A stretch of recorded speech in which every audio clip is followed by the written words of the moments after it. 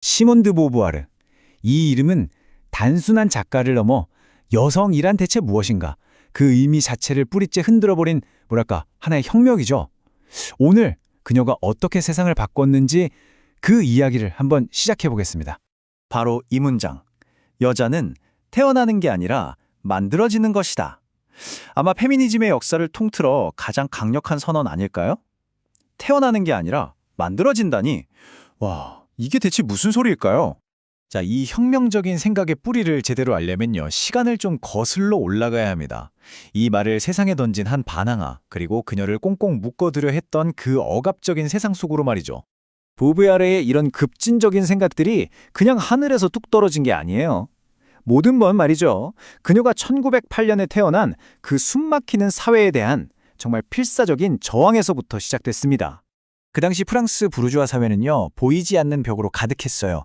당신이 쓰는 단어, 듣는 음악, 심지어 차 마시는 방식까지 모든 게 당신의 계급을 딱 정해버렸죠.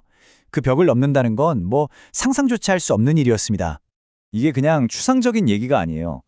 글쎄, 3살짜리 아이들도 명함을 주고받는 법을 배웠다니까요.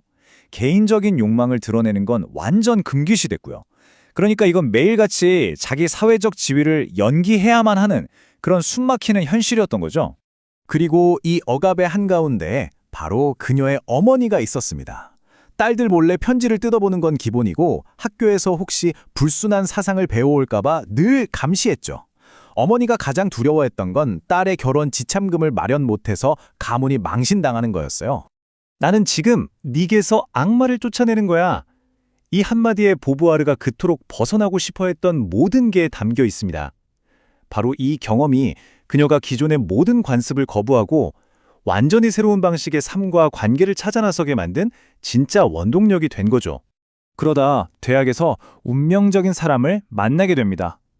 그녀의 삶과 사상을 영원히 바꿔놓을 단 한 사람, 바로 장폴 사르트르였죠. 둘은 그들의 철학만큼이나, 아니 어쩌면 그보다 더 파격적인 관계를 맺게 돼요. 그래서 이 둘은요, 평범한 결혼 대신에 그들만의 규칙으로 가득 찬 계약을 맺습니다. 평생을 약속하는 게 아니라 2년마다 갱신하고, 경제적으로는 완전히 독립하고, 심지어 서로에게 다른 사람까지 허용하는 관계라니, 이건 단순한 연애가 아니었어요. 자유에 대한 그들만의 살아있는 실험이었던 거죠. 이 계약의 핵심 규칙은 아주 명확했어요. 첫째, 우리 둘의 관계는 그 무엇보다 중요한 필연적 사랑이다. 둘째, 다른 우연적 사랑도 괜찮다. 셋째, 하지만 서로에게 모든 걸 솔직하게 털어놓는 완전한 정직을 지켜야 한다. 이 모든 건 결국 관습에 얽매이지 않고 그들의 지적이고 개인적인 자유를 지키기 위한 장치였던 셈이죠. 하지만 이런 철학적인 이상 뒤에는 아주 인간적인 고통이 숨어 있었습니다. 보부아르는 사르트르의 다른 연인들에게 엄청난 질투심을 느꼈고요. 사적인 편지에서는 다른 연인을 내 남편이라고 부르기도 했죠. 자유의 대가는 생각보다 컸고 바로 이 경험이 그녀가 여성의 복잡한 현실을 더 파고들게 만든 계기가 됩니다. 평생에 걸친 억압에 대한 저항, 그리고 자유에 대한 탐구, 이 모든 게 마침내 1949년에 하나의 거대한 결과물로 폭발합니다. 바로 그녀의 인생을 바꾼 걸작 제2의 성이죠. 그리고 이 책은 세상을 바꾸게 됩니다. 이 책을 제대로 이해하려면 먼저 가장 중요한 개념 하나를 짚고 넘어가야 돼요. 보부아르가 대중화시킨 바로 그 개념, 섹스와 젠더의 구분입니다. 간단히 말해 섹스는 태어날 때 정해지는 생물학적 성이고요. 젠더는 사회가 여자다움, 남자다움에 하고 규정하는 역할과 기대치, 그러니까 만들어지는 성이라는 거죠. 보부아르의 핵심 주장은 이겁니다. 역사를 통틀어 남성은 스스로를 세상의 기준, 즉 주체로 여겨왔다는 거예요. 그리고 여성은 늘 그에 종속된 존재, 타자로 규정해 왔다는 거죠. 한마디로 여성이라는 건 타고난 본질이 아니라 남성 중심 사회가 만들어낸 상대적인 정체성일 뿐이라는 겁니다. 제2의 성은 이 거대한 질문들에 답하기 위해서 역사, 신화, 생물학, 철학까지 정말 모든 분야를 파고듭니다. 과연 여성적인 본질이라는 게 있긴 한 걸까? 왜 여성은 항상 남성에 의해 정의되는 타자여야만 하는가? 이 뿌리 깊은 불평등은 대체 어디서 시작된 걸까? 그리고 가장 중요한 질문이죠. 여성은 어떻게 진짜 해방될 수 있는가? 바로 이 4가지 질문이 책 전체를 꿰뚫는 핵심입니다. 자, 그런데 제2의 성이 세상에 나왔을 때 반응은 학술적인 토론 이런 게 아니었습니다. 그냥 순도 100%의 분노와 스캔들, 바로 그거였죠. 당대의 남성 지식인들은 이 책을 맹렬하게 비난했고요. 카톨릭 교회는 아예 공식적인 금서로 지정해버렸습니다. 사실 이 격렬한 반발이야말로 보부아르의 생각이 당시 기득권층에게 얼마나 위협적이었는지를 역설적으로 보여주는 거죠. 하지만 스캔들은 곧 혁명의 불씨가 됐습니다. 1949년 프랑스에서 그토록 엄청난 논란을 일으켰던 이 책은요, 1960년대에 제2세대 페미니스트들에게 재발견되면서 새로운 생명을 얻게 되고요. 오늘날에는 페미니즘과 젠더 이론을 이야기할 때 빼놓을 수 없는 가장 중요한 고전으로 자리 잡게 됐죠.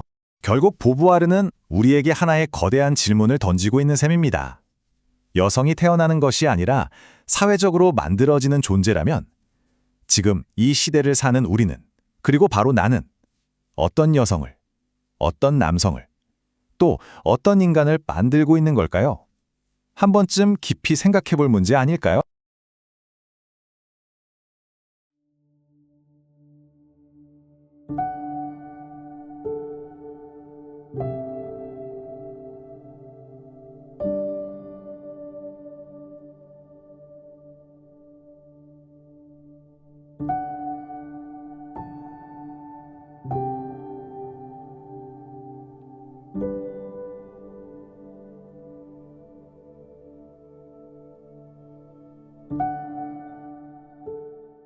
시몬드 보부아르의 정말 유명한 책이죠. 제2의 성.